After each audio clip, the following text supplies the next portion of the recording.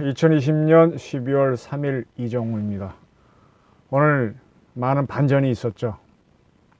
반전이 있었습니다.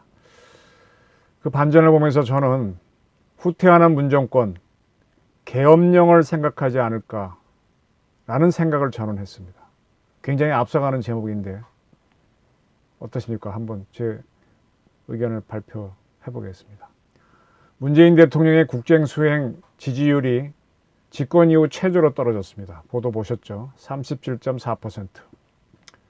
윤석열 검찰총장 직무배제 사태 이후 상황과 부동산 정책에 대한 불만이 가장 큰 요인으로 분석이 되고 있습니다. 특히 진보층의 이탈이 컸다고 합니다. 리얼미터가 조사한 12월 첫째 주 잠정 집계에서는 긍정평가가 지난주보다 6.4%나 내려간 겁니다. 이전의 최저치는 조국 법무부 장관 논란이 한창일 때인 지난해 10월 2주차 때였습니다. 그때 41.4%. 40%대는 하게 콘크리트 지지층이었는데 그 이하로 내려갔습니다. 뚫린 겁니다. 이게 보게 되면은 법무부 장관이 문재인 대통령한테는 구멍이란 얘기죠. 그죠?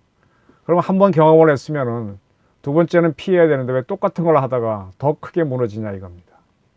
이건 어리석다는 얘기입니다. 고집스럽다는 얘기고 이념주의자고 현실적이지 못하다는 얘기죠.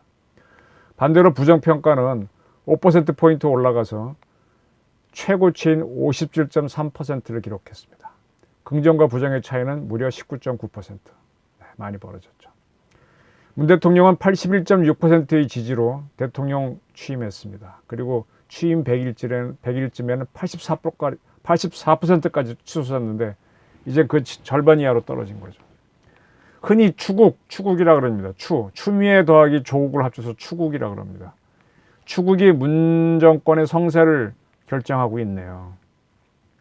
도대체 법무부 장관이 뭐길래, 검찰개혁이 뭐길래, 왜 그렇게 목을 메고, 공수처를 만들겠다는 건 또 뭡니까? 말 잘 듣는 더 센 검찰을 만들어서 권력을 휘어잡겠다는 거 아닙니까? 이런 걸 하니까 이게 무슨 개혁입니까? 이러니까 이렇게 추락하는 거죠. 법무부 장관이 뭐길래 왜 총대를 메고 나섭니까? 개혁이라는 건요, 권력기관의 경우에 우리 최강욱 씨가 많이 권력기관 개편을 주장했는데 그렇게 개혁하는 게 아니에요. 군이나 검찰, 경찰, 국세청 이런 권력기관들 또는 언론 이런 것들은 본연의 임무를 잘 하도록 해야지 그걸 대체하는 다른 걸로 하게 되면 더 엉망진창이 됩니다. 군을 군답게 하고 검찰을 검찰답게, 국정원은 국정원답게 하는 거지 대공수사권을 뺏고 이런 식으로 해가면 오히려 엉망진창이 됩니다. 문 대통령은 상당히 지금까지 위기를 잘 넘어왔어요. 그래서 저는 진중권 씨가 전생에 나라를 크게 구했다라고 평했는데 저도 똑같이 봅니다. 상당히 운이 좋았습니다. 근데 이번에는 이렇게 콘크리트 지지율이 뚫리고 있는데 넘어갈까라는 게 기자로서의 저희 하나의 포인트입니다. 넘어간다면 정말 전생에 아주 크게 나라를 구한 분이고, 아니라면 그의 힘은 여기까지겠죠. 최순실 씨가 박근혜 정부의 위기를 가속화했다면 추미애 장관은 문재인 정권의 위기를 급속화하고 있는 걸로 보이죠. 물론 더 밑에는 윤석열 총장이 있지만. 그래서 이 위기를 극복하지 못하면 뭘 검토하겠습니까? 문재인 대통령과 그 측근들은 어쩌면 계엄령 선포를 만지작거릴지도 모릅니다. 네. 선뜻 행동은 하지 못하겠죠. 그렇지만 그 검토는 할 수 있을 겁니다. 왜냐? 바로 그들이 쓸데없이 여기에 예민했기 때문입니다. 촛불 시위가 있을 때 박근혜 정부의 기무사가 계엄령 선포를 검토했다며 덮어 씌웠잖아요. 이 정권 사람들이. 그 결국은 다 무죄가 나왔는데. 말도 안 되는 그런 주장을 하는 거는 그만큼 군을 두려워한다는 거죠. 그래서 군을 계속 지금까지 두드려 팼습니다. 예? 육군 같은 경우에는 지금은 이제 비육사 총장도 안 치고 또 그렇게 하니까 이제 드디어 육사 출신 장관을 안 치고 이런 식으로 계속 군을 두드려 잡아가지고 그 군을 겁내고 있는 거죠. 때문에 위기가 커지면 군을 동원해서 막을 생각을 할 수도 있을 겁니다. 이 정권 사람들은. 항상 국민들 생각보다도 서너 단계 앞서 나가는 게 정치인들의 특징입니다. 이렇게 군을 동원할 생각을 했다면요, 5.18 관련해서 전두환 전 대통령을 비난하지 말았어야죠. 이것이 또 이 정부의 외통수가 될 겁니다. 강민석 청와대 대변인이 대통령 지시사항에 대한 브리핑을 했어요. 윤석열 총장에 대한 법무부 징계위원회 운영과 관련해 절차적 정당성과 공정성이 매우 중요하다. 어이구, 당연하신 말씀. 신임 이용구 법무장관에게 징계위원회 위원장 직무대행지를 맡기지 말라. 이용구 차관을 임명한 거는 문 대통령 사실인데 그때는 왜 그렇게 급하게 임명했나요? 12월 4일 날 징계위원회 열어서 윤 총장 날리려고 한 거잖아요. 근데 오늘 막 확 상황이 변하니까 징계위원으로 지명하려고 했던 서울중앙지검의 차장들이 사표를 내고 막 난리 부르스를 치니까 이제 이거 잘못하면 폭탄 터지겠구나 겁먹은 거죠. 그리고 징계위가 열리는 동안 가이드라인은 없다 이렇게 발표했습니다. 크게 한 발 물러섰습니다.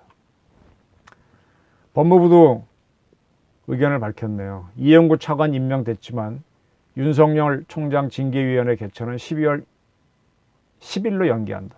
네, 징계위원 구성도 잘 안 될 겁니다. 엉망진창이 된 거죠. 이걸 가장 느끼고 있는 사람은 문 대통령과 더불어 추미애 장관일 겁니다. 12월 3일 날 출근을 하기 전 추 장관이 페이스북에다가 백척간도에서 살떨리는 두려움과 공포를 느낀다라고 했습니다. 왜 두려움을 느끼죠? 아니 정의를 위해서 했으면 목숨 걸고 한 거 아니에요? 살고 싶은가요? 그렇게 밀어붙였는데 아니 검사들이 이 정도 저항도 못할 거라고 봤어요. 근데 왜 그렇게 호기롭게 나갔지? 왜 자기의 목숨을 두려워하지? 검사들의 그런 한 거는 추 장관이 똑바로 제 길을 갔으면 나오지 어렵습니다. 나와도 추 장관이 꺾을 수 있어요. 저는 항상 이 정치를 하면서 보는 건데 4.19와 5.18은 당하는 이가 정해져 있지 않다라고 저는 봅니다. 좌파도 당할 수 있고요. 우파도 당할 수 있고 테러, 사건, 사고 이런 것들은요. 저도 당할 수 있고 대통령도 당할 수 있습니다. 지뢰는 절대로 묻은 일을 알아보지 않습니다.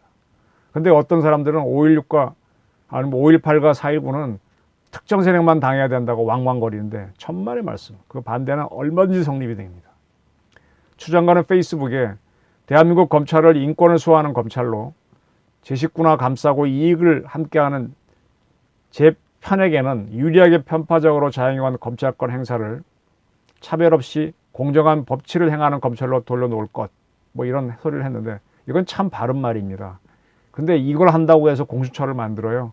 이걸 한다고 해서 윤석열 총장을 내쳐요. 윤석열 씨가 어떻게 보면 지금 제대로 하고 있는데 살아있는 권력을 쳤지 않습니까? 그러니까 이게 얼빠진 장관이라는 얘기예요. 그리고 추 장관은 낙산사에서 찍었던 노무현 대통령 영정사진을 게시했습니다. 이게 아마 11월 20날 속초의 강원 북부교도소 개청식에 참석했다가 낙산사 들려서 찍은 사진인데 이렇게 하고 이 사진 찍고 나서 나흘 지난 다음에 윤 총장을 직무 배제 조치를 취했죠. 법무부는 추 장관 인스타그램에다가 추 장관이 고 노무현 전 대통령 영정 앞에서 그분의 말씀을 되새기며 다짐하고 오셨다라는 글을 올리고 노 대통령 영정에 목례하는 사진도 같이 올렸습니다. 왜 갑자기 법무부하고 추 장관은 노무현 대통령을 찾을까요?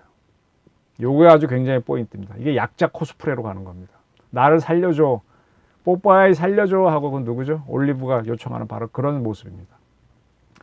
추 장관은 노 전 대통령 자서는 운명이다 가운데 검찰개혁과 관련한 검경수사권 조정과 공수처 설치를 밀어붙이지 못한 것이 정말 후회스럽다. 밀어붙이지 못했다고요? 지금 법을 다 만들어놨는데 법대로 지금 하자고 하다가 자기들이 불리하니까 개정하자고 하는 게 그게 누굽니까? 이 정권 아니에요. 이러한 제도 개혁을 하지 않고 검찰의 정치적 중립을 보장하려고 하는 것은 미련한 짓이었다. 이제는 거꾸로 검찰한테 수사의 대상이 될까 두려워하는 거죠. 제가 누차례 얘기했지만 법무부 특활비 부정사건 그 외에도 직권남용 수없이 걸릴 수 있죠.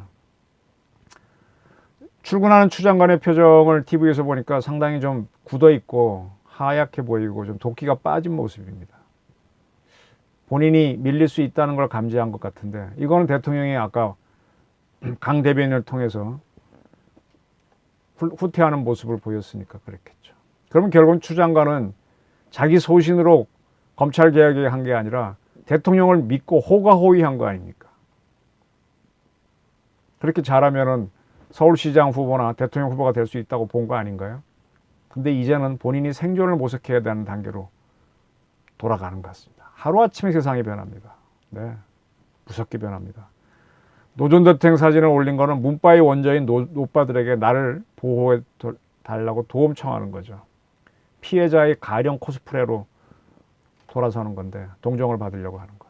글쎄, 이게 통할까요? 안 통할까요? 한번 지켜봐야죠. 최순실 씨도 한참을 버티다가 무너졌죠. 추미애 장관도 그런 모습인데 그가 문 대통령의 운을 허무는 존재가 될지 저도 궁금합니다. 피해자 코스프레가 통하지 않으면 윤석열 총장이 아니라 추 장관이 낙동강 오리알이 됩니다. 저도 윤 총장이 되는가 봤는데 윤 총장이 뭐 특별히 힘이 센 게 아니라 되게 잘못한 수사도 있었지만 그런대로 정도를 걸었기 때문에 검사들이 그 다수의 검사들이 호응해 준 거잖아요. 오죽하면은 이성윤 지검장 사람들도 사표를 내겠습니까? 윤석열 편이 아닌데도. 만해 한용운 시 선생의 시 중에 사랑하는 까닭이라는 시가 있습니다. 뭐 아시는 분 있는지 모르지만 그 시 구절을 인용해서 저희 젊을 때 이런 얘기를 막 농담삼아 한 적이 있어요. 꽃은 꺾지 마라. 꺾은 꽃은 버리지 마라. 버린 꽃은 밟지 마라. 밟은 꽃은 줍지 마라. 그냥 저희끼리 희덕거리고 한 소리입니다. 근데 이건 19절 그대로 옮긴 것도 아니고 이걸 좀 변형 준 거죠. 근데 쭉 세상을 살아보니까 한 번 버려진 꽃은 아무리 예뻐도 밟히는 존재가 되더라고요. 잊혀지는 존재가 되더라고요. 꽃은 꺾이는 순간에 끝이더라고요. 그리고 한 번 꺾어진 꽃은 결국은 이렇게 되는데 근데 그걸 누가 운 좋게 줍는 사람이 있어도 그 꽃 또한 버려지더라고요. 그래서 제가 보는 게 있을 때 잘해야 된다는 얘기입니다. 청와대에 입성하는 것과 장관이 되는 것은 아름답기 때문에 꺾여져 가지고 꽂혀지는 겁니다. 꽂혀졌을 때가 최고입니다. 꽃은 꺾지 말아야 되는데 꺾여서 어디론가에 꽂히게 되면 그때 잘해야 됩니다. 아름답게 꽂혀 있을 때 잘해야 됩니다. 그러면 그 꽃은 나중에 시들어도 이렇게 건화가 되도록 말리거나 또는 뭐 예뻤는데 하면서 이런 소리 들으면서 버려지겠지만 그렇지 않으면 처참하게 될 수 있습니다. 대접을 받으려면 있을 때 잘해야 됩니다. 주었다가 다시 버려지는 꽃은 가장 비참한데요. 저는 추미애 장관이 노무현 대통령 탄핵에 앞장섰다가 화들짝 했었죠. 삼보일배로 간신히 살아났습니다. 그때 그 화면을 보게 되면 정말 맑은 얼굴입니다. 그때 추 대표. 네. 그런 호된 경험을 당했으면 호가호인을 하지 말아야 된다. 오버하지 말아야 된다는 건 바로 깨닫고 본인의 처신법을 알아야 됐는데 왜 이랬을까요? 그리고 이번에도 아들 군 복무 문제 갖고 시끄러웠을 때 그걸 운 좋게 극복했으면 조심해야죠. 잘 나갈 때 조심해야죠. 저는 인생에서 2번 행운은 잘 오지 않는다고 봅니다. 행운이 오게 되면 추락이 옵니다. 추락할 때 버텨내고 또 운이 좋을 때 치고 나가는 게 그 능력이 있는 사람인데 거꾸로 가게 되면 어렵죠. 추미애 장관이 초래한 위기는 문 대통령 위기로 확대될 수 있다고 저는 봅니다. 그리고 문 정권은요, 제가 이 프로에 의해서 다시 설명할 그 국제정치 문제에서 설명하겠지만 지금 외부에서도 크게 흔들림을 당하고 있습니다. 북한은 이미 시작했고 중국, 일본이 문 대통령을 흔들고 있습니다. 미국도 문 정부를 가만히 아마 안 둘 겁니다. 아마 안팎으로 위기가 올 것입니다. 문 정권의 레임덕이 이렇게 시작되는데 이것이 대한민국의 위기가 되지 않기를 저는 희망합니다. 이럴 때는 역전을 시키려고 하는 게 아니라 덜 지고 덜 희생이 나는 쪽으로 노력을 해야 되거든요. 끝까지 싸워서 이기겠다고 하면 이건 만영입니다. 대한민국 국민들이 상당히 냉정합니다. 또 권력에 취약하기도 하고 건국 대통령 이승만을 그렇게 모셔놓고 내칠 때는 사정없이 살기로 내쳤거든요.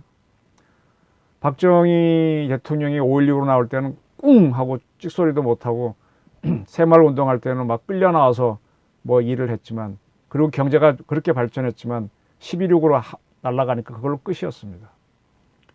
그리고 위기를 기회로 바꾼 전두환 대통령, 서울올림픽 유치하고 많은 걸 했죠. 근데 버릴 때는 아주 냉정하게 지금 버리고 있지 않습니까? 김영삼, 김대중, 그 사람도 내친 게 대한민국 국민입니다. 뭐 나머지 대통령들은 뭐 특색이 약하니까 뭐 그렇다 치고, 박근혜의 슬픔과 이명박의 오욕을 다 지켜보고 있는 게 대한민국 국민이거든요. 이렇게 한번 마음이 떠난 국민들은 가혹합니다. 저는 몇 차례 이 방송에서 문 대통령은 경남고등학교 선배인 김영삼 대통령이 전처를 받지 말라고 여러 번 경고했었거든요. 다시 그런 일을 반복하면 대한민국도 실력이 없는 거죠. 네. 추 장관이 삼보일보의 경험이 있음에도 이렇게 또 호가호위 하다가 살려줘 코스프레를 하는 걸 보면서 참 찹찹한 생각입니다. 찹찹한 생각입니다. 이제 대한민국이 많이 흔들릴 텐데 어떻게 해야 될지, 이거를 어떻게 막아보겠다고 계엄령을 만지작거리고 있다든지 하게 되면 이제 힘들어지는 거죠. 정치 과잉의 시기가 되고.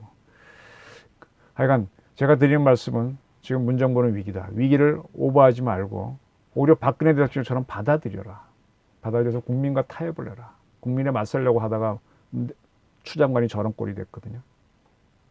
이 말씀을 드린 겁니다. 차라리 박근혜 대통령을 배워라. 제 의견입니다. 고맙습니다.